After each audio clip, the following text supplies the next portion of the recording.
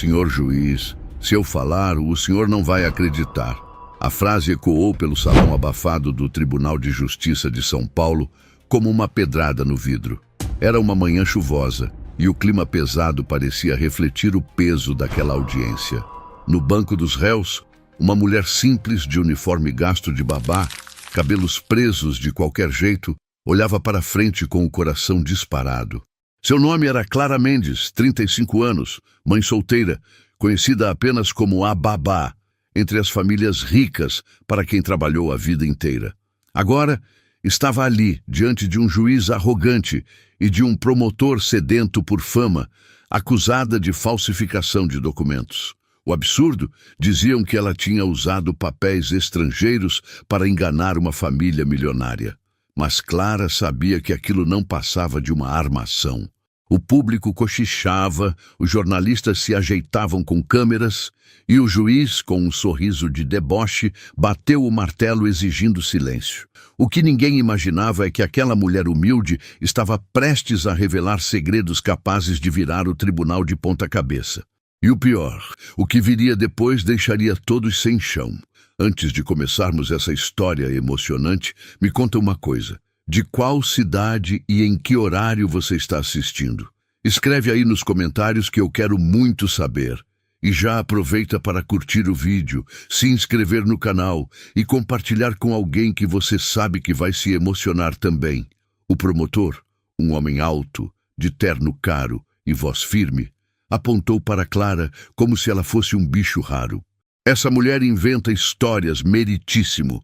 Finge ser estudada, finge ter contatos, finge até falar outras línguas, mas não passa de uma babá de bairro, sem estudo, sem moral e sem futuro. Risadinhas maldosas surgiram no fundo da sala. O juiz ajeitou a toga, inclinou-se para a frente e lançou a pergunta com ironia. Então, dona Clara, a senhora diz que fala outros idiomas? Uma babá que mal terminou o ensino médio? Conte-me, por favor, essa piada. As palavras foram como facadas em sua dignidade.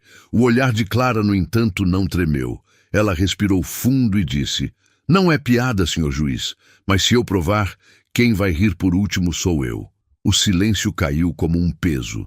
A plateia inclinou-se para a frente, esperando o inesperado. Até ali, todos acreditavam que ela seria esmagada pela arrogância da justiça. Mas algo em sua postura fazia parecer que o jogo estava apenas começando. No meio da plateia, sua mãe, uma senhora de cabelos grisalhos e mãos calejadas, enxugava lágrimas com o avental que usava no trabalho. Era faxineira, e naquele momento parecia carregar o peso do mundo nos olhos. "Força, minha filha", murmurou baixinho, como se Clara pudesse ouvir. O juiz, tentando disfarçar o incômodo que começava a sentir, cruzou os braços e riu de novo, provocando. "Pois bem, babá, nos surpreenda. Diga o que sabe. Mostre a esse tribunal essa fantasia." Clara levantou o queixo, e algo em sua expressão fez os risos cessarem. Ela não tinha estudado em universidades de elite, não tinha títulos dourados pendurados na parede, mas carregava dentro de si algo que ninguém naquela sala imaginava. E quando abrisse a boca, cada palavra se tornaria uma bomba prestes a explodir, porque por trás daquela babá simples havia uma verdade que nem o juiz, nem o promotor, nem ninguém estava preparado para ouvir. E o que Clara diria em seguida gelaria o sangue de todos. As algemas tilintavam a cada pequeno movimento, lembrando a todos que Clara estava presa como se fosse uma criminosa perigosa. 2 guardas a ladeavam, observando cada gesto, como se temessem que aquela mulher simples pudesse causar algum estrago. O juiz, divertido, aproveitava a cena para mostrar poder. "Vejam bem", disse em voz alta, voltando-se para o público, "esta é a mulher que a promotoria acusa de falsificação internacional. Uma babá de bairro que mal sabe assinar o próprio nome. Imaginem só, senhores, ela alega falar idiomas que nem juízes formados dominam." Risadas ecoaram pela sala, cortando como facas a dignidade de Clara. Mas, mesmo algemada, mesmo humilhada, ela mantinha a cabeça erguida. Posso estar presa, meritíssimo, respondeu com calma. Mas a verdade que trago dentro de mim não tem correntes que segurem. O silêncio voltou como um vendaval. Era como se por um segundo todos tivessem esquecido as algemas e enxergassem apenas a coragem que emanava de sua voz. O promotor não suportou aquela firmeza. Aproximou-se do banco dos réus e bateu a pasta contra a mesa, espalhando papéis diante do júri. Aqui estão as provas, documentos em inglês, francês e até árabe, encontrados na bolsa dessa mulher. Ninguém me convence de que uma simples babá poderia escrever isso. Só um falsário teria acesso a tanto material. Clara fechou os olhos por um instante, respirando fundo, antes de responder. Esses papéis não são falsificações, são traduções. Mas, claro, o senhor não saberia reconhecer, já que não entende uma única palavra neles. O público reagiu com murmúrios. Alguns jornalistas começaram a anotar freneticamente. O juiz sorriu de lado, mas sua expressão não escondia o incômodo. O que deveria ser um espetáculo de humilhação começava a se tornar um palco perigoso. Se Clara realmente mostrasse o que sabia, ele poderia perder o controle daquela audiência. Muito bem, babá, ironizou. Vamos ver se suas correntes também conseguem segurar a língua. Prove o que diz, ou cale-se para sempre. Clara respirou fundo. O coração parecia querer saltar do peito, mas seus olhos brilhavam com algo que ninguém ali esperava ver. Convicção. Eu não aprendi esses idiomas em escolas caras nem com professores pagos a peso de ouro, disse. Aprendi cuidando de filhos de refugiados dentro de uma igreja. Enquanto muitos viravam o rosto para eles, eu dava colo, dava comida, e eles me deram algo em troca. Suas línguas, suas histórias, suas dores. A plateia ficou paralisada. O juiz, por um instante, perdeu o ar e engoliu seco. O promotor tentou interromper, mas a voz de Clara cresceu firme. Esses documentos que vocês chamam de falsificação são fragmentos de vidas, de famílias que perderam tudo e trouxeram comigo a única coisa que não lhes foi roubada, a língua. O salão inteiro ficou em silêncio, como se o tempo tivesse parado. Mas antes que alguém pudesse reagir, Clara ergueu o queixo e acrescentou: E se eu falar agora, não serão apenas palavras, serão verdades que vocês não estão preparados para ouvir.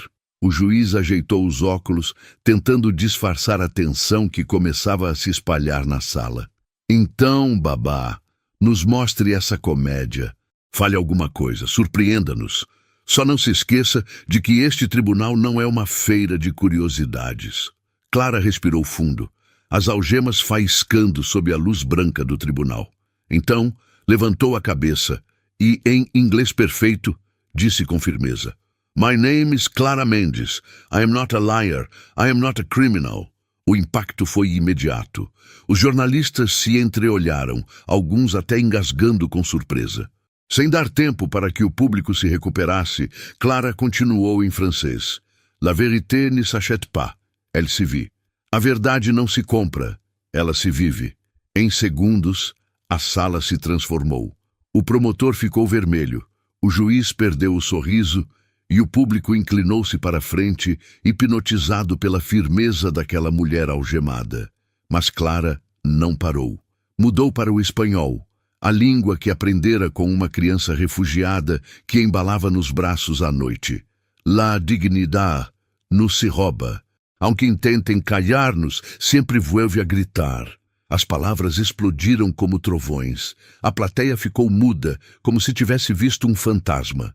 Até os guardas, acostumados a conduzir criminosos violentos, se entreolharam surpresos. Clara então fechou os olhos e, num tom suave, soltou frases em árabe. O som parecia música, ecoando pelos corredores de mármore do tribunal. Ninguém entendeu o significado, mas todos sentiram o peso. O juiz, nervoso, bateu o martelo pedindo ordem, mas sua voz saiu trêmula, denunciando que a autoridade estava se esfarelando. Aquela não era mais uma audiência comum. Era um duelo de poder. E Clara estava virando o jogo. O promotor, suando, tentou reagir. Isso não prova nada. São frases decoradas da internet. Essa mulher é uma farsante e eu vou mostrar. Mas Clara o interrompeu, firme como nunca. Quer saber a verdade, doutor? Eu não estou aqui porque traduzi um documento. Estou aqui porque alguém poderoso quis me calada. A família milionária para quem trabalhei não queria que eu falasse, porque descobri algo que eles escondem. E se eu contar, este tribunal vai tremer. O público soltou um burburinho ensurdecedor, os jornalistas levantaram os celulares e o juiz bateu o martelo em desespero. Mas já era tarde demais. O veneno do segredo tinha sido derramado. E agora, todos queriam ouvir. O que, afinal, uma babá poderia saber que faria um tribunal inteiro perder o chão? Clara olhou para o promotor com calma, mas seus olhos ardiam como fogo. Quer saber por que estou algemada? Não é por falsificação. É porque descobri documentos que não era para ninguém ver, papéis que provam negócios escuros de uma família milionária que o senhor conhece muito bem. O silêncio caiu como uma bomba. O promotor tentou se recompor, mas a mão trêmula o denunciava. Mentira! Ela inventa para se livrar da culpa. Mas Clara não se abalou. Então olhe bem, doutor. Esses papéis que dizem ser falsificação não são meus. Foram colocados na minha bolsa quando eu ainda trabalhava na casa deles.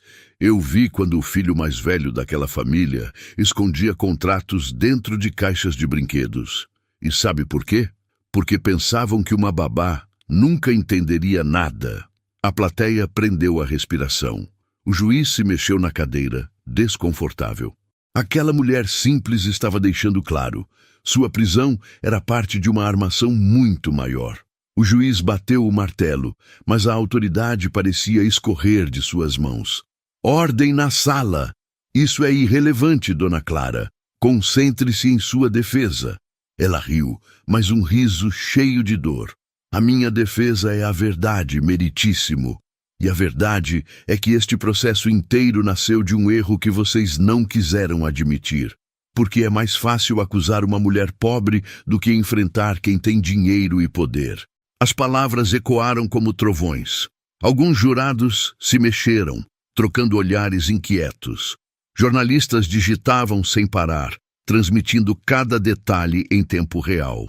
A mãe de Clara, nas primeiras fileiras, chorava em silêncio, apertando um terço entre as mãos.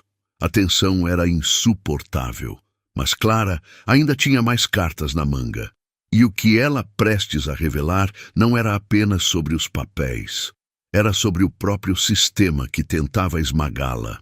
O promotor, desesperado, gritou: "Essa mulher está transformando o tribunal em circo. Isso é um teatro barato para enganar a todos." Mas Clara o cortou em seco, e dessa vez sua voz soou como um trovão.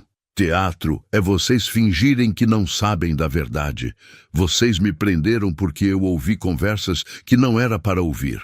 Conversas em inglês, francês e até em alemão. Achavam que eu não entendia nada. Mas eu entendi. E se eu repetir aqui diante de todos, vai ficar claro quem realmente deveria estar sentado no banco dos réus. A sala inteira explodiu em murmúrios. Jornalistas ergueram as câmeras e o juiz empalideceu. Clara então se inclinou para a frente e completou: "Eu posso falar agora, mas se eu disser tudo, não haverá volta."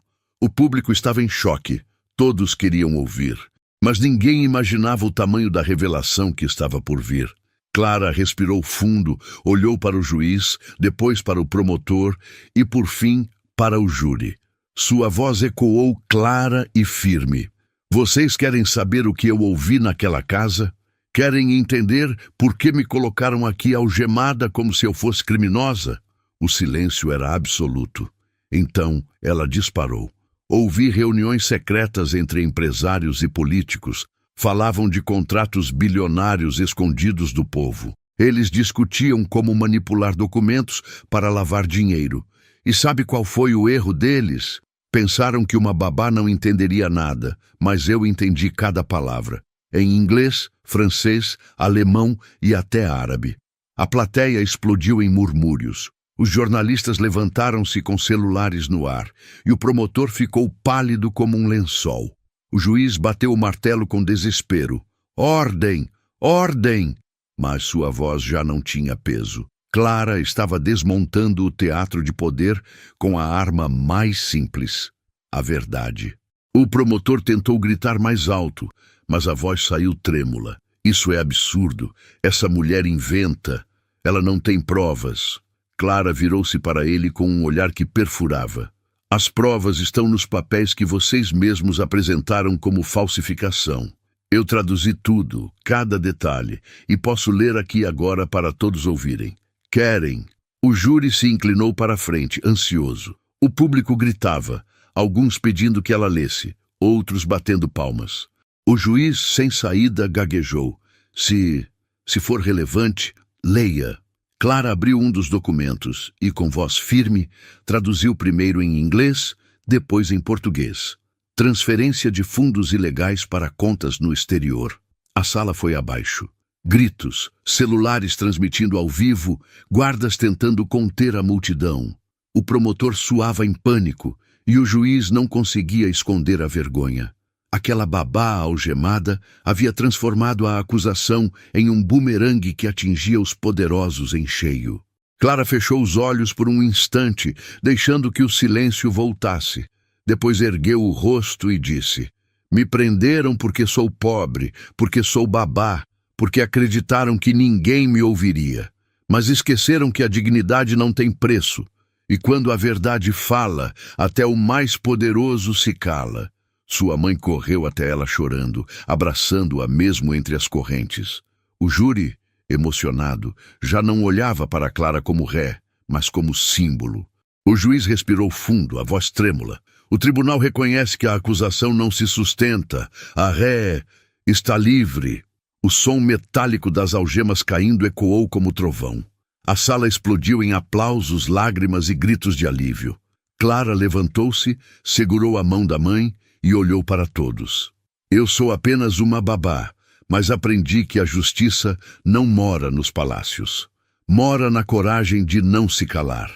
O público ficou de pé, emocionado. E naquele instante, todos sabiam. A verdade tinha vencido. Mas o mais impressionante ainda estava por vir, porque a história de Clara só estava começando. Quando as portas pesadas do tribunal se abriram, Clara saiu algemada de um jeito diferente. Não como ré, mas como símbolo.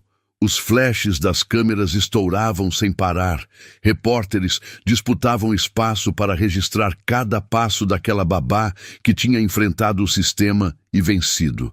Ao seu lado, a mãe a segurava firme pela mão, chorando e sorrindo ao mesmo tempo. Clara ergueu o rosto para o céu cinzento de São Paulo.